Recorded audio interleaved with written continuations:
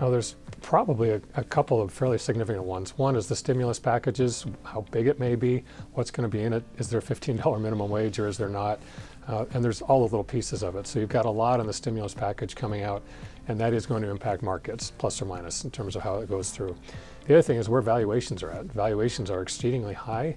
They may remain high. There's reasons why they can, because interest rates are so low and you don't have a lot of other alternatives. But there's also potentially headwinds out of that, so it could definitely impact markets.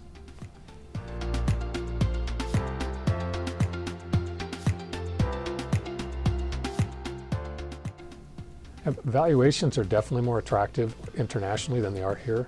That's particularly true within emerging markets. Secondly, COVID wasn't as much of a factor, again, for particularly emerging markets. For developed markets, you could argue that it was actually hit worse. It depends on which developed market you're talking about. A big factor, though, is really currency risk. The dollar is weakening at this point, and it's expected to continue to weaken. So by the time you look at all three of those things, particularly for emerging markets definitely look more attractive than U.S. stocks. Developed markets are a bit of a toss-up.